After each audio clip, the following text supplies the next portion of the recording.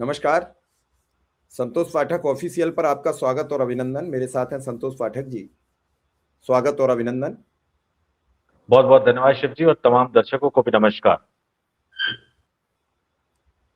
एकाएक उत्तर प्रदेश के मुख्यमंत्री दिल्ली आते हैं।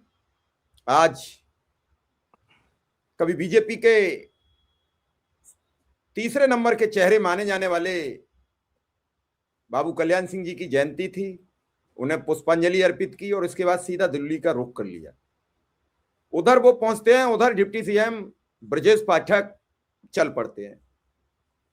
यहाँ पे दो बातें हैं। पहली बात यह है कि केशव प्रसाद मौर्य खुलकर वार कर रहे हैं, लेकिन ब्रजेश पाठक धीरे धीरे बोरी कुतर रहे हैं। अब उस कुतरन में कितनी काट पाएंगे ये नहीं भरोसा है, लेकिन आज ही वो आते हैं और नितिन नवीन से मिलकर फिर फोटो शेयर करते हैं। इधर आज ही मुरली मनोहर जोशी जी, जो बीजेपी के कभी 3 की जो जोड़ी थी उसमें उनका नाम हुआ करता था, उनका भी जन्मदिन है। पूरी भाजपा धीरे धीरे उनके घर पहुंच रही है। ये पहला जन्मदिन इस बार उनका जोर शोर से मन रहा है, और उसका कारण था 70 पेज की रिपोर्ट। उसका कारण था मोदी सरकार का खुलकर विरोध। अब योगी आदित्यनाथ आए हैं। अचानक क्यों आए, और लगभग 40 मिनट से 1 घंटे के बीच की बातचीत का ये सिलसिला क्यों चला, मैं थोड़ा सा आपको इस तस्वीर पे ले चलूंगा, फिर संतोष जी के साथ आऊंगा। ये जो तस्वीर आप देख रहे हो, इसमें 2 लोग हैं। प्रधानमंत्री जी हैं, मुख्यमंत्री जी हैं। दोनों बड़े तनाव में दिख रहे हैं। एक की भ्रुकुटियां चढ़ी हुई हैं, तो एक के माथे पर सलवटें पड़ी हुई हैं, जो साफ जाहिर कर रही हैं कि कुछ न कुछ गड़बड़ी है। अब इस पूरे प्रकरण में क्या हुआ है, क्या कहा गया है, इस पूरी बातचीत पर हम बातचीत करेंगे संतोष जी से। संतोष जी, क्या खबर है, कुर्सी जाएगी या बचेगी? देखिए शिव जी, बड़ी दिलचस्प आपने शुरुआत की। और जरा मैं बता दूं, कल्याण सिंह को श्रद्धांजलि देकर लखनऊ में एक बड़े कार्यक्रम में कल्याण सिंह को श्रद्धांजलि दी योगी आदित्यनाथ ने, और सीधे दिल्ली पहुंचे। और दिल्ली पहुंच के वो कहीं नहीं गए, सीधे प्रधानमंत्री आवास पर चले गए। और इस बार की जो बैठक है शिव जी, वो बंद कमरे में नहीं हुई है। मैं दर्शकों से कहूंगा, मेरे कम कहे को ज्यादा समझिए। बंद कमरे में बैठक नहीं हुई है, ये खुले मैदान में बैठक हुई है। प्रधानमंत्री आवास पर सात लोक कल्याण मार्ग पर जो ये बड़ा बढ़िया बगीचा है, इस बगीचे में बैठक हुई है। दूर दूर तो तक फिर आपको मोर कोई आ गए होंगे संतोष जी, फिर नहीं तो नहीं मोर नहीं आ गए होंगे। नहीं नहीं नहीं, इसकी कहानी कुछ और है शिव जी। तो बड़े खुले मैदान में बैठक हुई है, और जाहिर सी बात है सुरक्षा कर्मी होंगे, लेकिन सुरक्षा कर्मी आपको इस फ्रेम में नजर नहीं आ रहे हैं इस खुले मैदान में बैठक करने के। और इससे पहले की कई मुलाकातों के प्रधानमंत्री कार्यालय की तरफ से फोटो भी जारी नहीं की गई। ये फोटो प्रधानमंत्री कार्यालय ने जारी की है, और आपने बड़ा अच्छा ये तस्वीर दिखाया था। मैं दर्शकों को कहूंगा, गौर कीजिएगा, दोनों तनाव में तो नजर आ रहे हैं, लेकिन योगी आदित्यनाथ के हाथ में एक फाइल भी है। ध्यान से देखिए, योगी आदित्यनाथ के हाथ में एक फाइल भी है, और ये फाइल वो फाइल है जो कईयों की नींद उड़ाने वाला है। और इससे भारतीय जनता पार्टी में एक नए घमासान का बीज पड़ने जा रहा है। और अब मैं दर्शकों को एक एक कड़िया जोड़ देता हूं शिव जी, एक एक करके आप मैं बता देता हूं कि सबसे पहले आप दिखाइए, कल योगी आदित्यनाथ किससे मिले थे लखनऊ में। और कल जब उनसे मिले, ये देखिए, गुजराती लॉबी की पैरोकार मानी जाती है, लेकिन महामहिम है, गुजरात के मुख्यमंत्री रह चुके हैं, लेकिन अभी उत्तर प्रदेश की राज्यपाल है, उत्तर प्रदेश की गवर्नर है। और कोई भी शपथ ग्रहण समारोह अगर होगा तो वो इन्हीं के सौजन्य से होगा। कोई भी अगर इस्तीफा भी होगा, वो भी इन्हीं के सौजन्य से होगा, इन्हीं के पास जाएगा। और किसी मंत्री का इस्तीफा होगा या मंत्रिमंडल में फेरबदल भी करना होगा, तो ये आनंदीबेन पटेल करेंगी। तो आनंदीबेन पटेल गुजराती लॉबी की मानी जाती हैं, लेकिन राज्यपाल है उत्तर प्रदेश की। अब आ जाइए, आप दूसरी तस्वीर एक बार जरा दिखा दीजिए कि योगी आदित्यनाथ जो है वो प्रधानमंत्री से तो मिले, कितने देर की मुलाकात हुई, कैसे हुई, वो आगे बताऊंगा। ये जेपी नड्डा साहब से मिल रहे हैं। अभी तक वर्तमान में भारतीय जनता पार्टी के ये राष्ट्रीय अध्यक्ष अभी तक बने हुए हैं। नितिन नवीन से भी मुलाकात होनी है, अमित शाह से भी मुलाकात होनी है। ये देखिए, ये जेपी नड्डा साहब से मिल रहे हैं। नड्डा साहब तो मुस्कुरा रहे हैं, वो तो समझ गए भैया जो होना था वो तो हो हवा गया। लेकिन योगी आदित्यनाथ मुस्कुराने की कोशिश करते हुए नजर आ रहे हैं। ये एक बड़ा दिलचस्प चीज है कि मुस्कुराने की कोशिश करते हुए नजर आ रहे हैं। और एक तस्वीर में और आपको बताऊंगा, जो बड़ी खामोशी से उत्तर प्रदेश की राजनीति को देख रहे हैं और मुख्यमंत्री जी जिनका नाम लेना भी गवारा नहीं करते, ये उत्तर प्रदेश के उप मुख्यमंत्री ब्रजेश पाठक। आज ही इन्होंने तस्वीर जारी की है, ये नितिन नवीन साहब के साथ मुलाकात की, यानी योगी से पहले ब्रजेश पाठक जाके नितिन नवीन से मिल लिए, जो भारतीय जनता पार्टी के एक तरह से अगले चेहरे माने जाते हैं। और फिर आप सोच रहे हो कि केशव प्रसाद मौर्य कहाँ है, वो भी बता देता हूं शिव जी। नॉर्थ ईस्ट के दौरे पर, नॉर्थ ईस्ट के राज्यों के दौरे पर है। नॉर्थ ईस्ट के राज्य में वो जाकर मुख्यमंत्रियों से मुलाकात कर रहे हैं और बनारस की धरती से ताल्लुक रखने वाले एक वैसे नेता से भी मुलाकात कर रहे हैं जो अभी नॉर्थ ईस्ट के एक राज्य में राज्यपाल है। तो ये तमाम नेता, चौथे नेता बाजी कि अपने योगी की बात हो गई, ब्रजेश पाठक की बात हो गई, केशव प्रसाद मौर्य की बात हो गई। उत्तर प्रदेश बीजेपी के नए नवेले जो प्रदेश अध्यक्ष बने हैं, पंकज चौधरी कहाँ है? पंकज चौधरी योगी आदित्यनाथ की धरती गोरखपुर में है। 150 से ज्यादा काफिलों के साथ शक्ति प्रदर्शन चल रहा है और अपनी ताकत दिखा रहे हैं। अब पता नहीं पंकज चौधरी ताकत किसको दिखा रहे हैं। हाँ, एक बात और खास है कि उनके साथ गोरखपुर के वो सांसद शिवजी रवि किशन साहब खड़े हैं, जिन रवि किशन की सार्वजनिक मंचों से लगातार योगी आदित्यनाथ बेइज्जती करते रहे हैं। लेकिन रवि किशन, माफ कीजिएगा, रवि किशन रवि किशन जो गोरखपुर के सांसद है, रविशंकर मुझे एक दूसरी वजह से याद आ गया, क्योंकि वो भी मैं बताऊंगा कि क्यों याद आ गया। तो रवि किशन सांसद है, रवि किशन पंकज चौधरी के साथ नजर आ रहे हैं, जिनकी बेइज्जती मंच पर कई बार योगी आदित्यनाथ कर चुके हैं। और रविशंकर के वाक्य से, बिहार के वाक्य से जरा बता दूं कि भारतीय जनता पार्टी के नेताओं को कहा गया है, भैया नितिन नवीन राष्ट्रीय अध्यक्ष बनने वाले हैं, होंगे आप बुजुर्ग नेता, होंगे आप बड़े नेता, लेकिन पब्लिकली पीठ मत थपथपाया करो। कोई नितिन भाई साहब कह रहे हैं, कोई पीठ थपथपा रहे हैं, कोई उनको बच्चा कह रहा है, कोई अपना अनुज कह रहा है। सबको मत संदेशा भिजवा दिया गया है कि अब आपको ये सब नहीं कहना है, माननीय राष्ट्रीय कार्यकारी अध्यक्ष कहिए, और जब अध्यक्ष बन जाएंगे तो माननीय अध्यक्ष कहिए। समझ गए होंगे दर्शक, बहुत सारे नेताओं का नाम इसमें है। रविशंकर प्रसाद के विजुअल आए थे पीठ थपथपाते हुए, तो वो तमाम चीजें हैं, दर्शक उसको समझे। अब आते हैं इसकी असली कहानी पर। ये जो फाइल है शिव जी जो पीछे आपके दिख रही है, दरअसल ये फाइल बड़ी गजब, और इस फाइल की कहानी बड़ी गजब। जब भी आप किसी को और ज्यादा दबाते हो, मैं व्यक्तिगत तौर पर मैं कह देता हूं कि मेरी, अगर मुझसे अगर पूछा जाए तो मेरी सहानुभूति न योगी आदित्यनाथ के कैंप के साथ है और ना ही गुजराती लॉबी की कैंप के साथ है। लेकिन योगी दो टूक कहे आए हैं कि आपने मुझे कहा कि मैं हालात ठीक करूं, आपने मुझे कहा कि मैं वाराणसी और उसके आसपास के हालात ठीक करूं, और मुझे खुलकर काम भी नहीं करने दे रहे हो। कभी कोई आ जाता है, कभी कहीं से संदेश आ जाता है, कभी बीएल संतोष पहुंच जाते हैं, कभी जेपी नड्डा खुद पहुंच जाते हैं। संगठन ढंग से काम कर नहीं रहा, एसआईआर को लेकर कामकाज हो नहीं रहा है, चुनाव की पुख्ता तैयारी हो नहीं रही है, ठीक है, आप सब मुझ पे फोड़ोगे। अब मेरे जो सूत्र बता रहे हैं शिव जी, वो मैं एक एक करके रख देता हूं। सीधे सीधे योगी आदित्यनाथ ने कह दिया है कि अगर आपको, जो हमारे बीच में जो पहले बात हुई थी, वाराणसी उसके आसपास और पूरे उत्तर प्रदेश में अगर आपको जीत चाहिए, वाराणसी और उसके आसपास के जिलों में फिर से आपको अपना पुराना वोट बैंक चाहिए, और इसकी जिम्मेदारी मेरी है।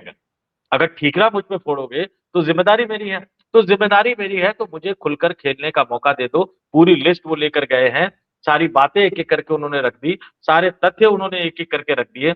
जिक्र केशव प्रसाद मौर्य का भी हुआ, जिक्र ब्रजेश पाठक का भी हुआ, जिक्र पंकज चौधरी का भी हुआ, और जिक्र दो शर्मा का भी, दो शर्मा का जिक्र हुआ है, जिक्र मंत्रिमंडल फेरबदल का भी हुआ।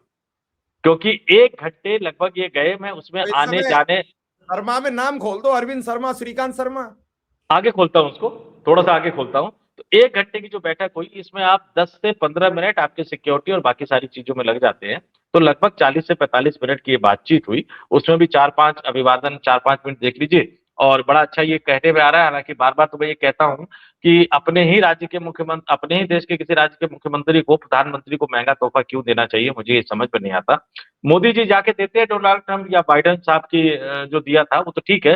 अब ये जो तस्वीर, इससे पहले की एक तस्वीर है कि चांदी से बना राम मंदिर का प्रतिरूप गिफ्ट किया योगी आदित्यनाथ। चांदी बड़ी महंगी होती जा रही है, सोना भी बहुत महंगा होता जा रहा है, और पैसा तो मुझे लगता है यूपी सरकार का ही होगा, या पता नहीं योगी आदित्यनाथ जी का पर्सनल पैसा होगा, मैं कह नहीं सकता। लेकिन उन्होंने कह दिया कि देखिए, एक तो सबसे पहली बात कि रिकॉर्ड बनवा दिया आपने मोहतरमा का, राज्यपाल का। अब तो बकस दीजिए, अब तो हटा दीजिए, किसी और व्यक्ति को राज्यपाल बना दीजिए। क्योंकि एक एक चीज अगर गुजरात पहुंचती रहे और लखनऊ का राजभवन गुजरात का एक सेंटर बन के काम करे, तो आपको उसके बारे में सोचना होगा। तो 15 जनवरी के बाद उत्तर प्रदेश को एक नया राज्यपाल मिल सकता है या मिल सकती है, मिल सकती है, उसमें महिला भी है, क्योंकि इस बीच में वसुंधरा क्या राजे सिंधिया। राज्यपाल का कार्यकाल 15 जनवरी को पूरा हो रहा है उत्तर प्रदेश का?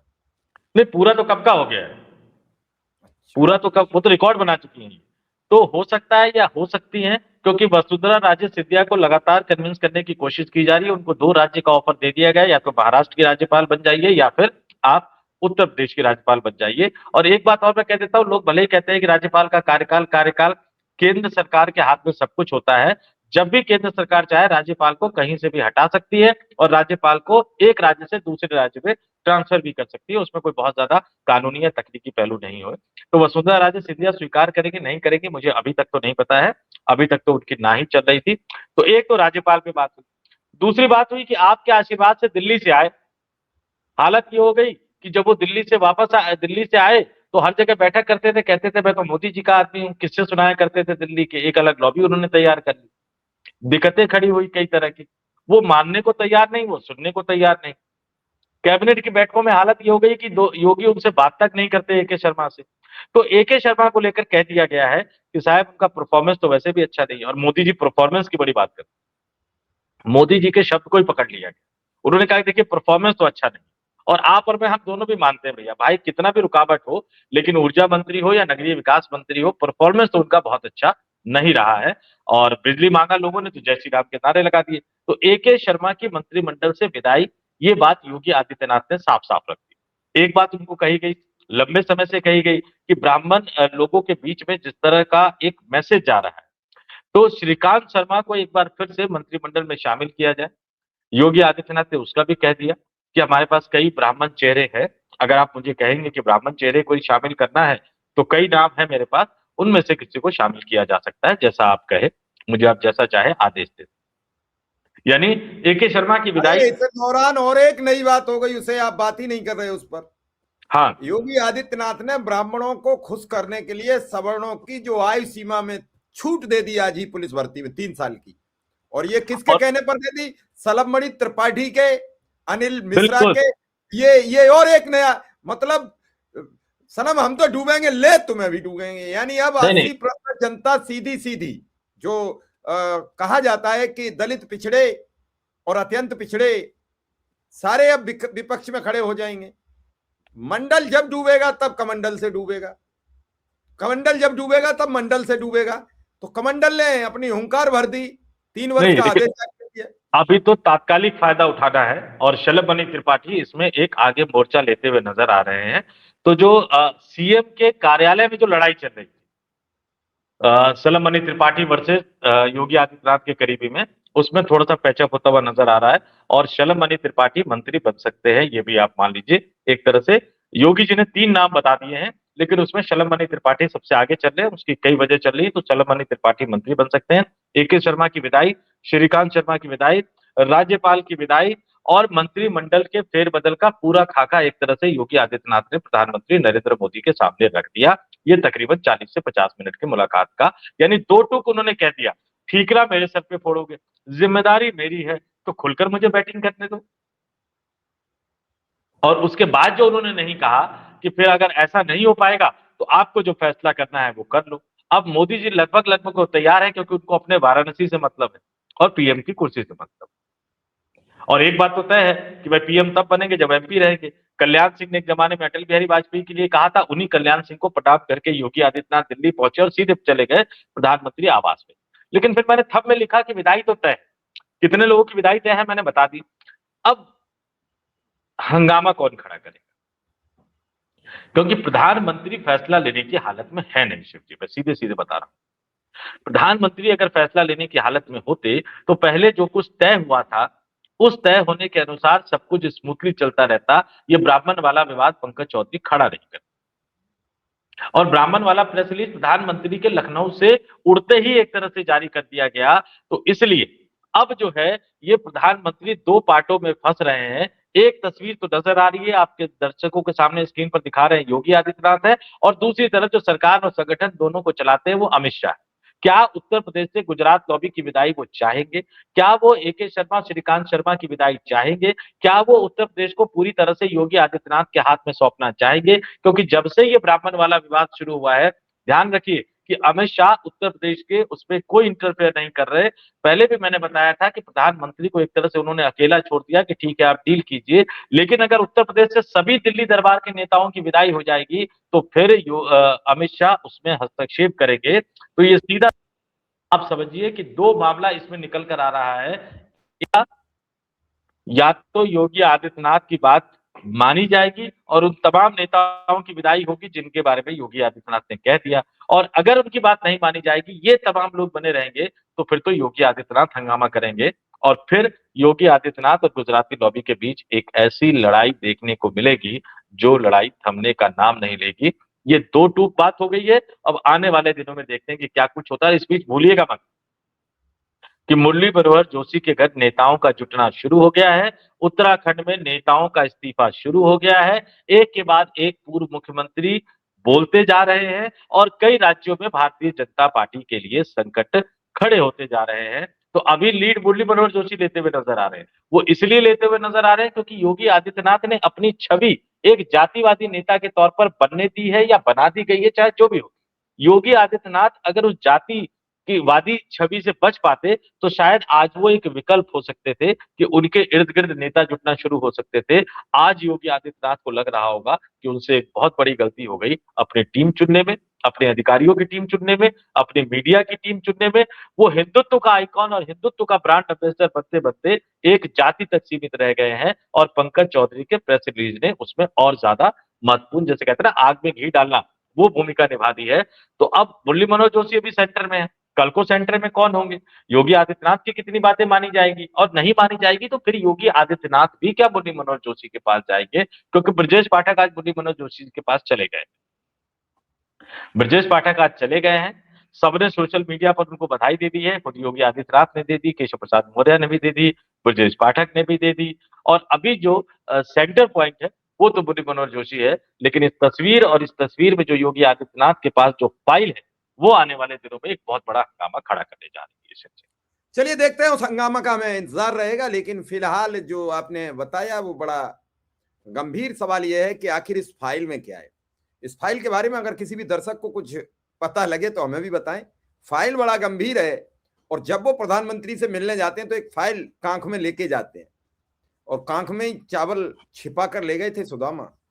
भगवान श्री कृष्ण को अर्पित नहीं कर रहे थे, लेकिन उन्होंने अंतर्मन जान लिया था और कांख के चावल ले लिए थे। और चावल लेकर पहले ही 3 मुट्ठी चावल में 3 लोग दे दिए थे, तभी रुक्मिणी ने हाथ पकड़ लिया था।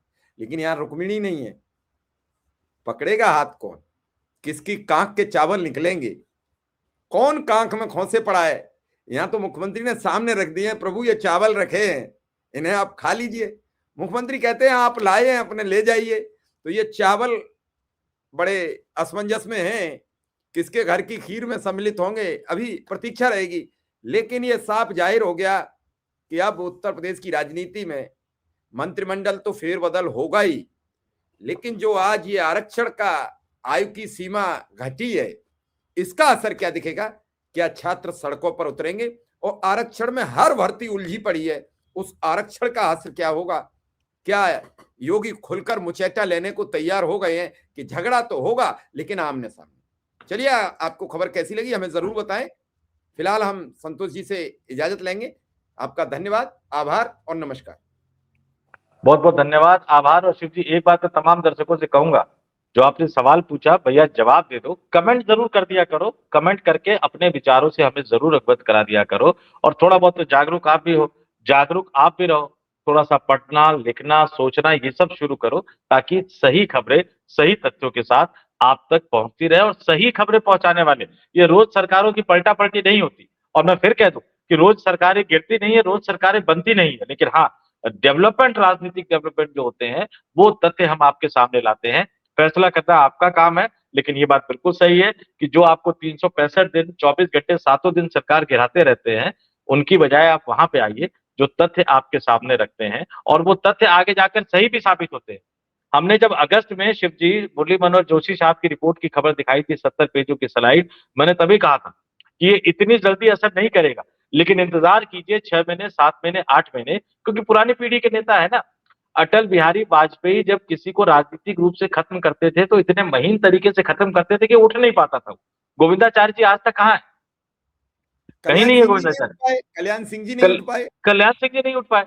और इसी तरह से मुरली मनोहर जोशी जिस एक अभियान चला रहे थे, और उन्होंने पहले 70 पेजों की रिपोर्ट सौंपी, उसके बाद उत्तराखंड में जो आइडिया ऑफ मोदी का डेवलपमेंट है उसकी पोल खोल दी उन्होंने, मोदी की आर्थिक नीति की पोल खोल दी, वैदेशिक नीति, रक्षा नीति, सामरिक नीति की पोल खोल दी, और अब उनके घर पे नेताओं का जुटान शुरू हो गया है। और अगर इसको विस्तार से समझना हो तो मैंने और शिव जी ने हमने चर्चा की थी, इससे पहले की स्टोरी है, उसमें जाकर आप देख सकते हैं कि अब आवाज उठनी तो शुरू हो गई, लेकिन कहते हैं ना, विरोध की आवाज का नेता वही बनता है जिसके हाथ में बिल्ली के गले में बांधने के लिए घंटी मौजूद हो। इसको शब्द सा मत लीजिएगा सुधांशु त्रिवेदी के शब्दों में, लेकिन कुछ ना कुछ तो सुगबुगाहट शुरू हो गई है, और वो सुगबुगाहट कल परसों या 7 दिन या 10 दिन में नहीं शुरू होगा, लेकिन उसका असर पड़ता हुआ नजर आएगा। और ये तस्वीर जो तनाव वाली रिलीज की गई है शिव जी, प्रधानमंत्री कार्यालय से रिलीज की गई, 20-25 फोटो खींची जाती है, उसमें से 1-2 फोटो रिलीज की जाती है, और ये